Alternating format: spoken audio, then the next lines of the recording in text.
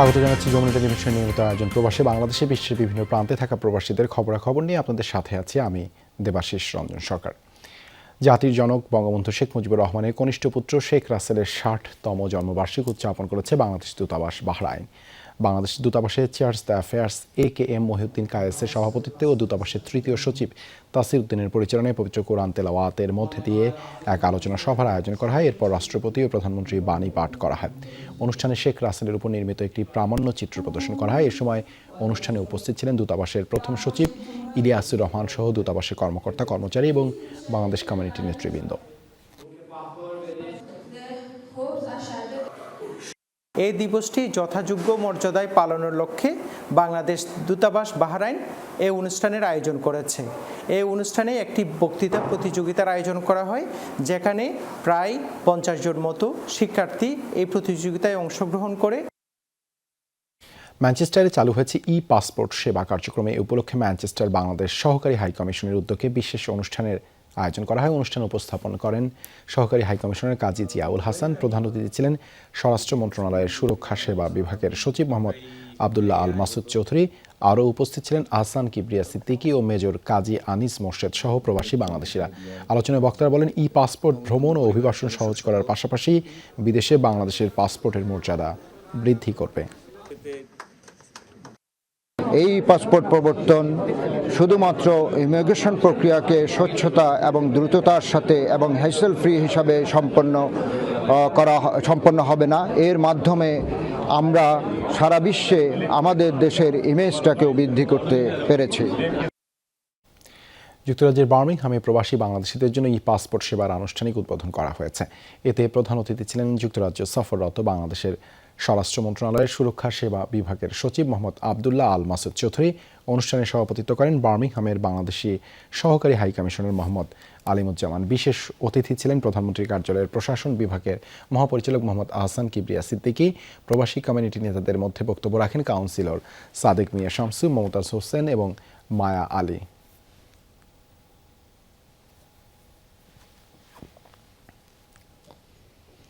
Sandeep society USA নির্বাচন 2023কে সামনে রেখে প্যানেল পরিচিতি সভা হয়েছে। এ সময় ফয়সাল আমজাদ পরিষদের প্যানেলের 19 জনের নাম তুলে প্রকাশ করা হয়।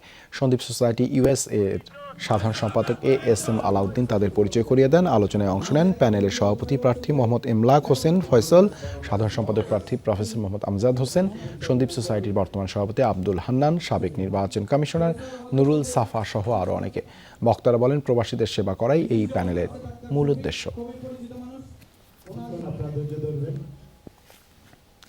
ফিলিস্তিন ইস্যুতে OICর যে কোনো সিদ্ধান্ত বাস্তবায়নে বাংলাদেশ সাথে থাকবে বলে জানিয়েছেন প্রধানমন্ত্রী শেখ হাসিনা। সন্ধ্যায় OIC-ভুক্ত 14টি দেশের রাষ্ট্রদূতগণের সাথে গণভবনে জরুরি বৈঠকে একথা বলেছেন প্রধানমন্ত্রী। ঢাকায় নিযুক্ত OIC-ভুক্ত 14 দেশের রাষ্ট্রদূতদের সম্মিলিত দলটি নেতৃত্ব দেন ফিলিস্তিনের রাষ্ট্রদূত। পরে পররাষ্ট্র সচিব মাসুদ বিন মোমেন জানান, ঘণ্টাব্যাপী এই বৈঠকে OIC-ভুক্ত দেশের রাষ্ট্রদূতদের আশ্বস্ত করে প্রধানমন্ত্রী বলেন, আন্তর্জাতিক সবগুলো ফোরামে ফিলিস্তিনের পক্ষে বাংলাদেশের জোরালো অবস্থান আছে। যুদ্ধ বন্ধ, ফিলিস্তিনে ত্রাণ ও ঔষধ সহায়তা পাঠানো, সারা দেশের সকল মসজিদ ও উপাসনালয়ে ফিলিস্তিনিদের জন্য দোয়া এবং একদিনের শোক প্রস্তাবের কথা জানিয়েছেন প্রধানমন্ত্রী শেখ হাসিনা।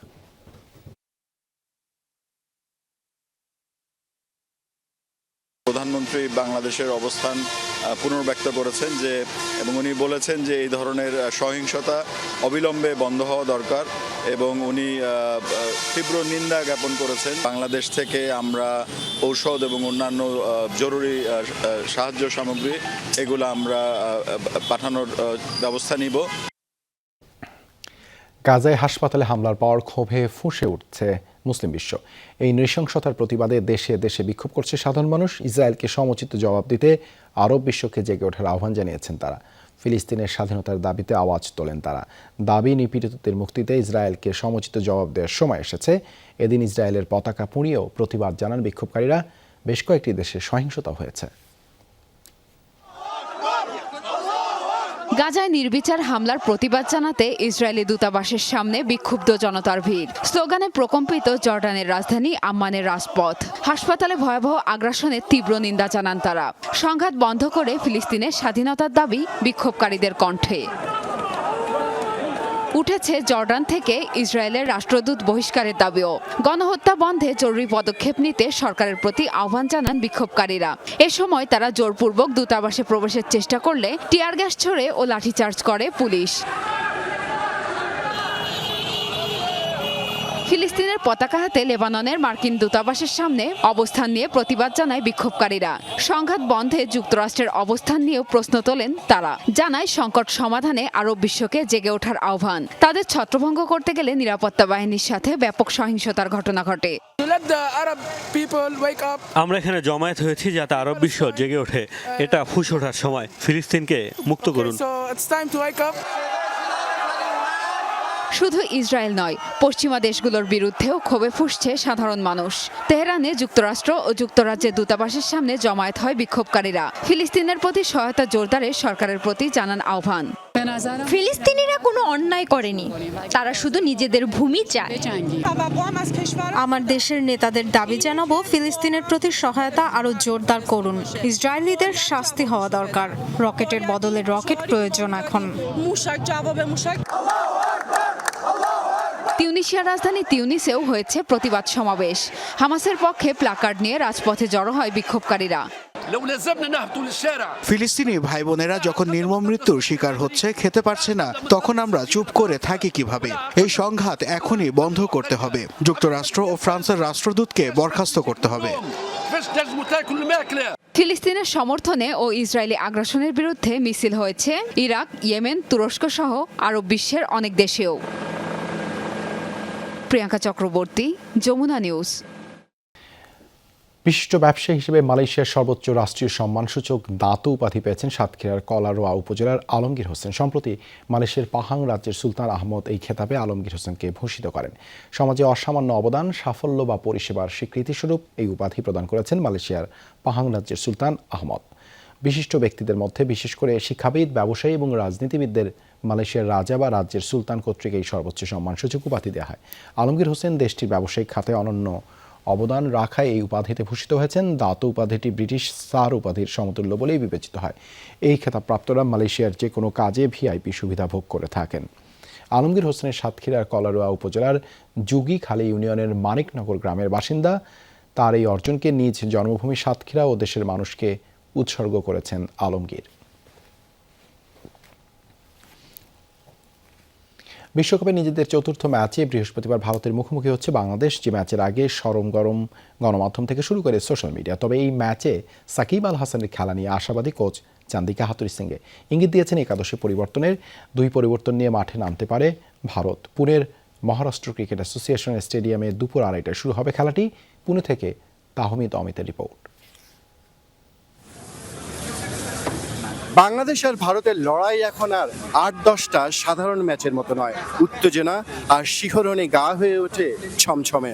লড়াইটা এখন আর শুধু জয় পরাজয় নেই, জল গড়িয়েছে বহু দূর। আর তা যদি হয় বিশ্বকাপের মঞ্চ, রোমাঞ্চের পারদটা অনায়াসেই আরও একটা ধাপ উপরে ওঠে। দুদলের লড়াই মাঠ থেকে মাঠের বাইরেই যেন বেশি প্রভাব ছড়ায়। দুদলেরই সমর্থকেরা মেতে ওঠেন উন্মাদনায়। চলে অর্জন, গর্জন আর কথার লড়াই। কেউ ব্যঙ্গ করে, কেউ করে বড়াই। কিন্তু এটাকে আর 10টা ম্যাচের মধ্যে ভাবতে চায় দুদলই। বিশ্বকাপ সব থেকে আলাদা। আমি আশাবাদী আমরা আমাদের সর্বোচ্চটুকু দিতে পারবো। ভারত ইনফর্ম দল, তাদের বিপক্ষে খেলাটা সহজ হবে না, তবে আমাদের শুরুটা করতে হবে দুর্দান্ত। বাংলাদেশের বিপক্ষে হারলে সেটা কোনো আপসেট হবে না। এটা একটা ম্যাচ, যে কোনো কিছুই হতে পারে। তাসকিন দারুণ ছন্দে আছে, অন্যান্য বোলাররাও ভালো। বিশ্বকাপে কোনো ম্যাচকেই হালকা করে নেয়ার সুযোগ নেই। ঐচ্ছিক অনুশীলনে ভারতের হয়ে এসেছিলেন 3 ক্রিকেটার, ঈশান কিষান, শুভমান গিল আর রবীন্দ্র জাদেজা। একাদশে পরিবর্তনের গুঞ্জন থাকলেও সেরা দল নিয়ে মাঠে নামতে চায় স্বাগতিকরা।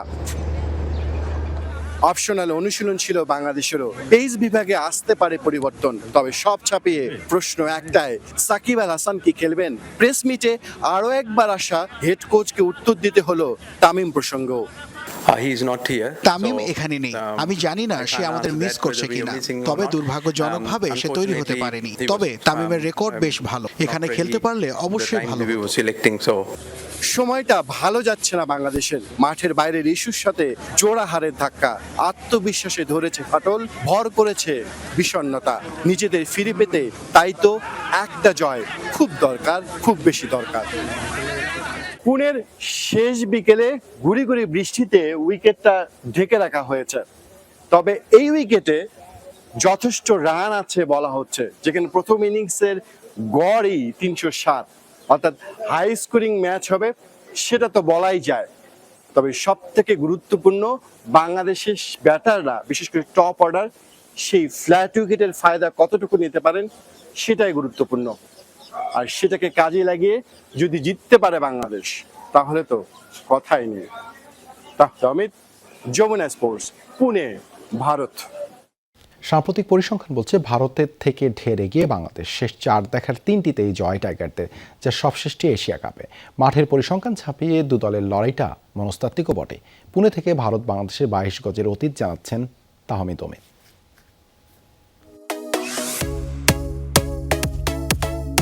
বাংলাদেশ ভারত ম্যাচে মাঠের লড়াই, কথার লড়াই, যার শুরুটা 16 বছর আগে। 2007 বিশ্বকাপের প্রথম দেখায় তারকায় ভরপুর ভারতকে হারিয়ে চমকে দিয়েছিল বাংলাদেশ। 2011 বিশ্বকাপে অবশ্য পাত্তা পায়নি টাইগাররা, লড়াইটা হয় এক পেশে। 2012 এশিয়া কাপে অবশ্য বাংলাদেশি বিজয়ী হাসে। তবে গল্পটা বদলে যায় 15 বিশ্বকাপে। প্রথমবারের মতো কোয়ার্টার ফাইনালে উঠে মুখোমুখি হয় ভারতের। গুরুত্বপূর্ণ সেই ম্যাচে আম্পায়ারদের একের পর এক বিতর্কিত সিদ্ধান্তের বলি হয় বাংলাদেশ, যা মানতে পারেনি সমর্থকরা। নেমে আসে রাস্তায়। সেখান থেকেই বাংলাদেশ ভারত এখন আর নিছকই কোনো একটা ম্যাচ নয়, এ যেন আগুনের লড়াই। এই উত্তেজনা আরো বাড়িয়ে দেয় নিধাস ট্রফি আর এশিয়া কাপের ফাইনাল। দ্বিপাক্ষিক সিরিজগুলো রেখেছে বড় ভূমিকা রাখে ভারতের দর্প, অহমিকা। সাম্প্রতিক পরিসংখ্যানও কথা বলছে বাংলাদেশের পক্ষে। শেষ 4 দেখায় টাইগাররা জিতেছে 3 ম্যাচেই। ফলে ভারত বধ এখন আর কোনো অঘটন নয়। যদিও ইতিহাস, ঐতিহ্য, পরিসংখ্যান, সক্ষমতা, শক্তিমাত্রা, বর্তমান ফর্ম কিংবা অর্জন, সব দিক থেকেই বাংলাদেশের থেকে ঢের এগিয়ে ভারত। সব মিলিয়ে দুই দল এখন পর্যন্ত খেলেছে 40টি ওয়ানডে, 31 ম্যাচে জিতেছে তারা। বাংলাদেশের জয় 8 ম্যাচে।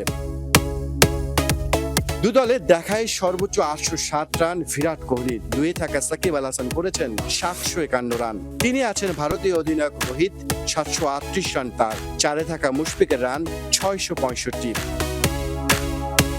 উইকেট তালিকায় অবশ্য আধিপত্য বাংলাদেশেরই। সর্বোচ্চ 29 উইকেট নিয়েছেন সেই সাকিব আল হাসান।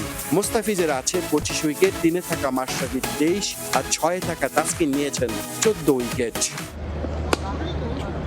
রানের হিসেবে সবচেয়ে বড় জয় ভারতের। 227 রানে একবার টাইগারদের হারিয়েছিল তারা। 9 উইকেটে তো অনেকবার হারিয়েছে টাইগারদের। ভারতের চোখ রাঙানো উপেক্ষা করে বৃহস্পতিবার মাঠে নামবে বাংলাদেশ। হারানোর ভয় নেই, তবে জিততে পারলে আত্মবিশ্বাসের বারুদ জ্বলে উঠবে নিশ্চিতভাবেই। এই মুহূর্তে যা বাংলাদেশের বড্ড প্রয়োজন। পরিসংখ্যান দিয়ে তো আর ক্রিকেট হয় না। ধর্মশালায় প্রোটিয়াদের বিপক্ষে নেদারল্যান্ডসের রূপকথা, কিংবা ইংলিশদের বিপক্ষে আফগানদের ইতিহাস, এর সবকিছুই সাহস হতে পারে বাংলাদেশের জন্য। নিজেদের গুছিয়ে নিতে ভারতের বিপক্ষে একটা জয় আত্মবিশ্বাসের রসদ যোগাতে পারে পুরো একটা দলকে। তাহলে অমিত, যমুনা স্পোর্টস, পুনে, ভারত। এই ছিল প্রবাসী বাংলাদেশে এতক্ষণ সাথে থাকার জন্য ধন্যবাদ সবাইকে।